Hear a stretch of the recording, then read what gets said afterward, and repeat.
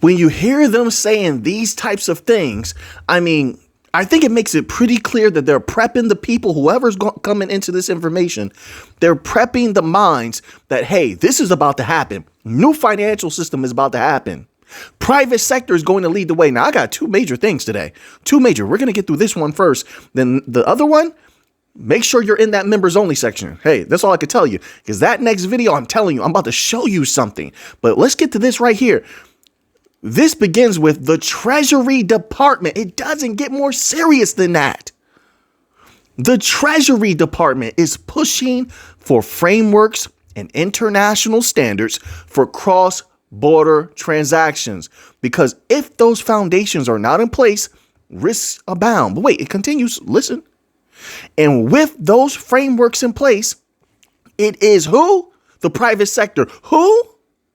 It is the private sector that will accelerate the transformation of the ways and means through which trillions, they're telling you. I've been saying it for years. Now we have them saying it. Now, what are people going to deny that now? No, trillions are going to flood in. Wait. It is the private sector that will transform, that will accelerate the transformation of the ways and means through which trillions of dollars move across the globe. Global dominance, people. Golden age. It's all lining up. You see it? They're showing you the vision now for commercial and consumer focused use cases alike. They're telling the people who's at the forefront of the private sector. Now, wait a minute. Let's get something out of the way. I want to go ahead and knock these out of the way. Who's at the forefront of the private sector? And wait, and they're going to give you a little bit more here, actually. I think there's something more here. I'm not sure if it's this one or the other article, but we'll go a little bit further with this one. But let's knock this out of the way. Who has true global reach? The bank coins, especially Ripple, right? Who's waiting for a clear regulatory framework so that they can thrive? Ripple, bank coins. Who is it not? It's not siloed systems like Visa. It's not siloed systems like MasterCard, even though both of these legacy system non-banking financial institutions have ties to bank coins. Let's not play around. Who did Visa come crawling to, and who will they probably have to crawl to get global dominance in the future? They worked with Stellar via Tala. Look that up, Tala, Stellar. Then they had connections to FIS, which is on that global board or whatever that's called of Hedera. FIS has connections to Hedera. So let's not play these games. MasterCard, we all know the connections that they have, but they're siloed. They don't have true global reach. With all the geopolitical tension, we know which way they lean. But the bank coins have true global reach. We don't have problems with anybody. We're trying to make it where we absorb all that capital because everybody can make money with us. That's not something that they can compete with. And their technology is nowhere near ours. Nowhere near ours. But wait, let's keep going. Make sure you read this article also. You see it for yourself. It's on payments.com. It's titled Private Sector Will Pave Way for X-Border Payments Transformation. That's what it's titled. It continues. Let me not get too excited. It says, as payments reported last week, Department of Treasury Assistant Secretary for International Finance, Brent Neiman, said in a speech that, quote, the United States is working to advance payment rails innovation. How's that? How's that? Even their own Federal Reserve representative, Christopher Waller, told India that, hey, FedNow isn't it. I'm paraphrasing, but it was a video. We watched it. We analyzed it. It's still up on the BIS website, I believe. Or was it Omfif? One of them. Christopher Waller said that. He said, FedNow isn't it. He showed us how the banks didn't want to use FedNow. Pretty much it was a failure, just like I said. He said, you should wait for who? The private sector. Who's the private sector? Who has deep legs in India? Come on, stop. Let's not play these games. We know who you're talking about. So it's not, if they're advancing, let's put it all together. If they're advancing, how do they phrase it? Payment rail innovation, and yet it's not FedNow. Who is it? I'm just asking. You tell me. I'm just asking questions. They make you do all these mental gymnastics. But I mean, for those who have been here for a long time, I mean, we can see where all roads are leading. I think that's pretty clear. It says implement sound regulatory frameworks internationally and at home and promote international standards that improve safety and address illicit finances.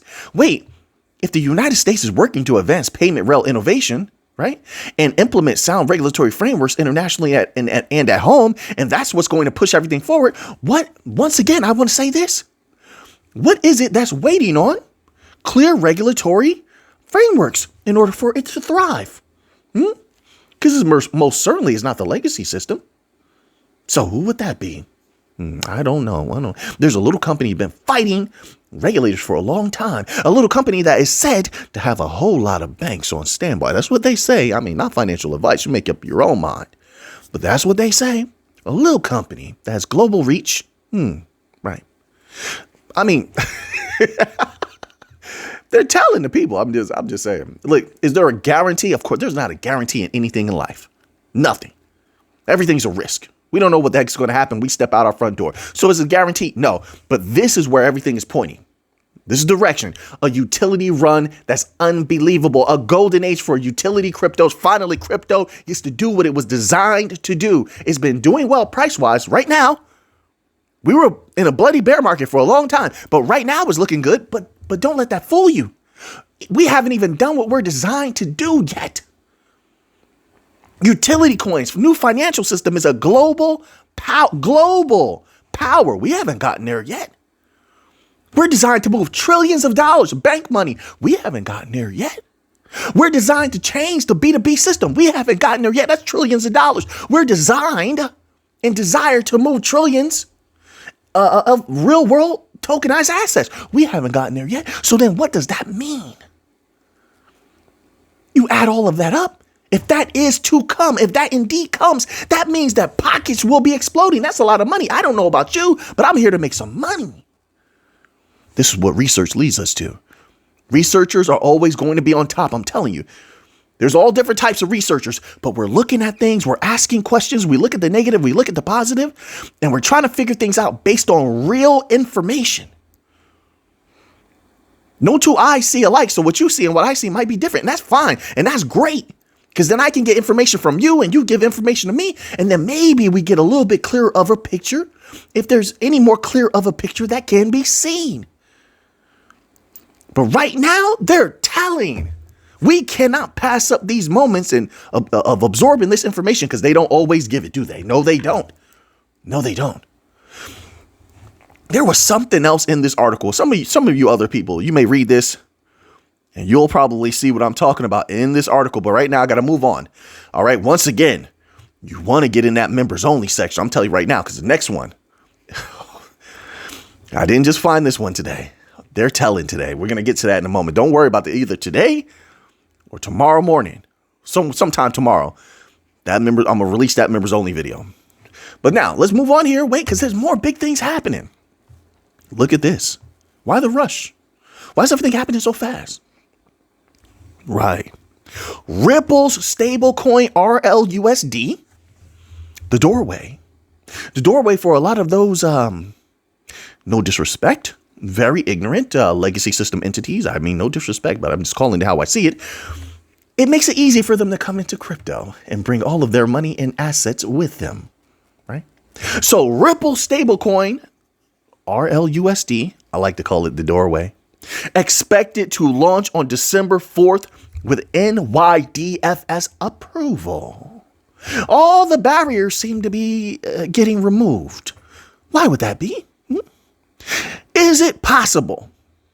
Sometime 2025. I'm not even looking at 2026 because right now it just seems there's so many catalysts. I'm keeping my eye on these catalysts. All these barriers are being removed. The flood of capital comes in if that happens. Imagine all those barriers are removed. Ripple drops. It just starts smacking you upside the head, for lack of a better word, with all these announcements. Boom, this bank, this bank, this bank, this bank, this business here, this big business here, this big asset manager here. They could. Maybe they don't.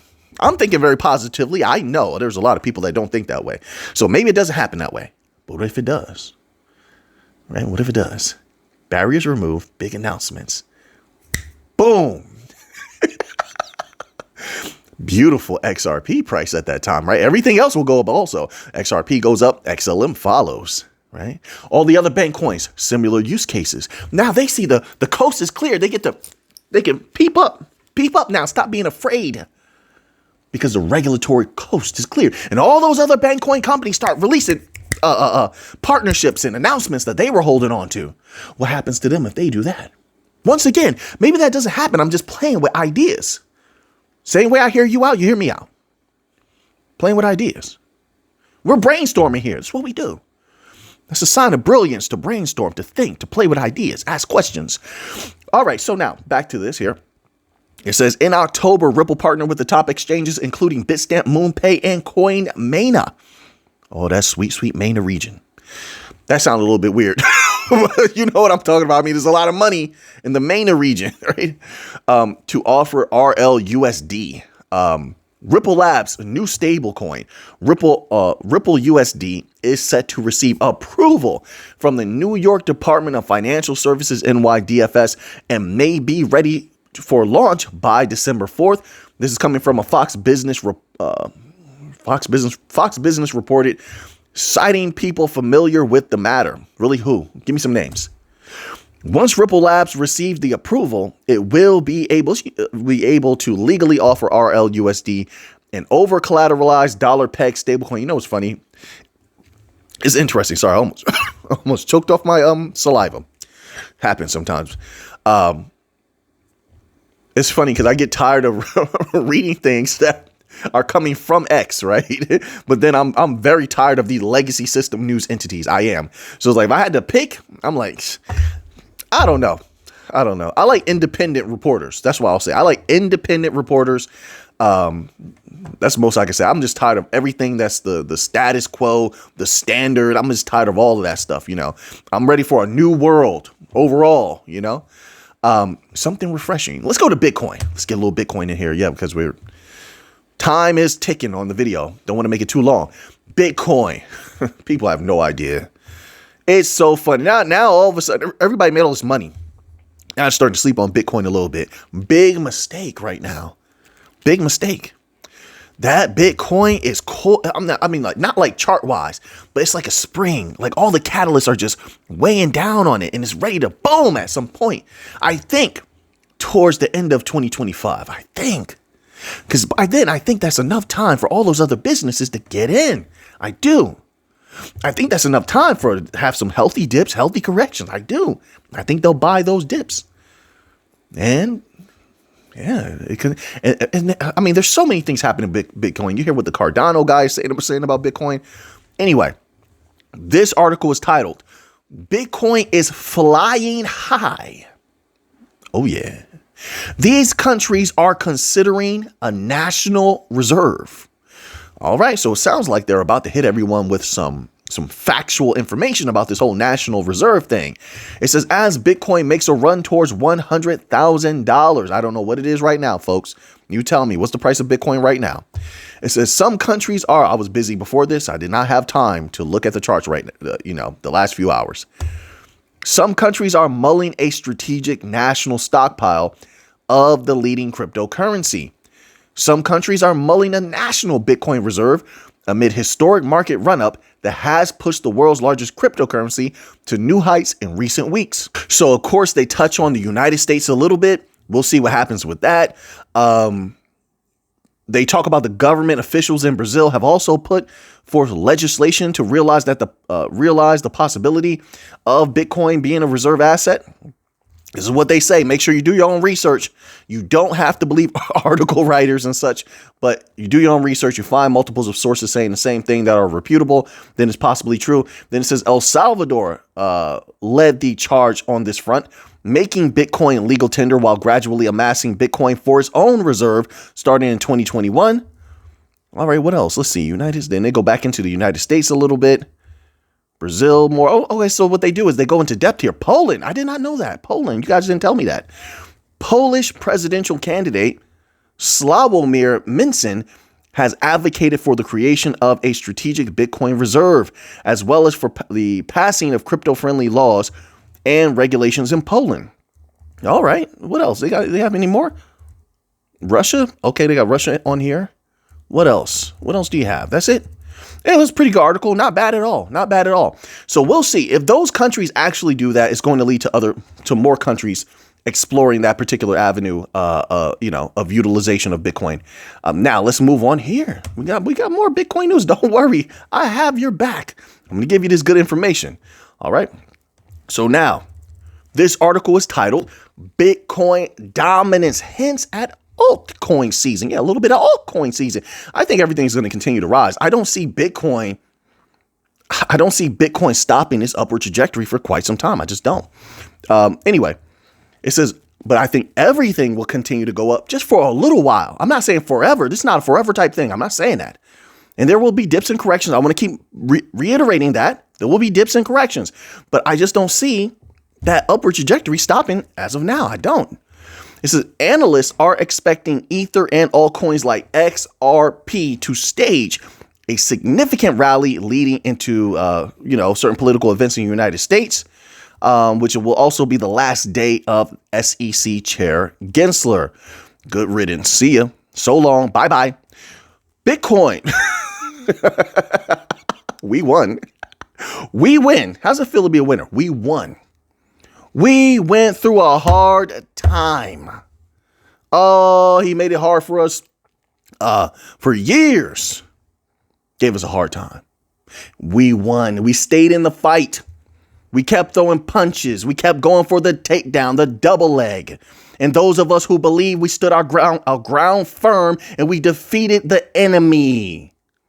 Like the lions that we are. Yeah. Right. I told you we're lions over here. Warriors. Another one, another stripe, another medal on our vest, another trophy. Get going, Gensler. Yeah. Don't come back here either. Bitcoin dominance. Oh, can you tell I'm feeling pretty good right now? Bitcoin dominance has printed a significant signal for altcoin investors that could see smaller cryptocurrencies rally during December and attract more investments ahead of January 20th Bitcoin dominance. Oh, they're saying Bitcoin price right now, $96,888. Bitcoin dominance, which measures the ratio of Bitcoin to the total value of the crypto market, has fallen to 56.1%. I don't care where it's at right now, to be honest, because I just know what I see and the catalysts are there and Bitcoin remains bullish until those positive catalysts are outweighed by the negative catalysts. Right now, yes. Are there negative catalysts? Yes. Do they outweigh the positive? No. From what I see. No. Thus, if we're using deductive reasoning and we're using pure logic, Bitcoin is unstoppable right now. Just what I'm saying. I mean, look, maybe I shouldn't say unstoppable, but that's the word that comes to mind. Below its 2-year support line, signaling that the market is, quote, officially in alt season, unquote, wrote popular analyst Mickey Bull, Crypto. Oh, well, okay. We haven't heard from Mickey Bull in a while. So what's going on with you article writers? Give us some more Mickey Bull articles, stuff like that. You know, Mick is in that person's name. Mick is in my name. That's a good name right there. Yeah. Anybody with Mick in their name, you want to listen to them. No, you don't. No, that's not advice. Don't do that. I'm just saying. I'm just having a bit of fun, but I'm just saying it. But this person has some good information when we do see articles referencing this individual. In crypto slang, alt season, short for altcoin season, refers to the collective rally of cryptocurrencies besides Bitcoin. We know what altcoin season is. Oh, we definitely do. Oh, we made a pretty penny in another altcoin season for sure. But wait, let's go here. Now that we got through that, I think we know where that's going to go. I'm trying to give you as much as I can in this little bit of time here, right? Trying to give you quality, a little bit of entertainment, but at the same time, I want to get you this good information. Now, listen to this. What is going on with this? Cardano founder reacts to Satoshi wallet breach speculations. What is going on with that? Satoshi wallet breach. Recently, there has been speculation about a potential breach of wallets believed to be associated with Satoshi Nakamoto, Bitcoin's pseudonymous creator. Charles Hoskinson, the founder of Cardano, has weighed in on these speculations, offering his perspective on the matter. The speculation arose from an unsubstantiated, I just murdered that word, what is going, unsubstantiated report that researchers from a Kentucky-based lab have reportedly cracked 8 out of 12 mnemonics secure. What are they doing? 8 out of 12 key mnemonics securing Satoshi Nakamoto's Genesis wallet. Why would you do that? The mnemonics words revealed were, and you want to read those, you can read those, but I don't even feel comfortable participating in reading that. So I'm just not. That's just my way. I'm just not. You want to read it? You go read it. Why would you want to break into that wallet? Hoskinson debunked the report saying, quote, fake news is fake, unquote. Oh, okay. Adding that Satoshi did not use keywords, thus nullifying the claims made. All right. The BIP-39 standard used for creating seed phrases and encryption keys in crypto wallets came out in 2013, Hoskinson added. Oh, he knows his stuff. He's saying this is not real stuff here. BIP-39 was introduced in 2013 by Marek Palatinas, Pavel Rusnak, Aaron Voisin, and Sean Bowe. Or is it Bowie? Oh, like David Bowie. Actually, I like that last name, though. I'm not sure of the origination of that last name, but I just know David Bowie was a good singer. That's all I know. To propose a standardized method of generating mnemonic sentences for deterministic wallets. This was 4 years after Bitcoin's launch and 2 years after Satoshi exited the scene. All right, so there you have it. Looks like that's clear proof that whatever this report is saying that they breached his wallets, which I saw a couple of other articles about this. Hoskinson saying that's not true. All right, you make up your own mind about that. Now let's move on here. What do we got here? What is this? What is this bit of news here? Oh, a little bit more Cardano news. Check this out. What do you think about this?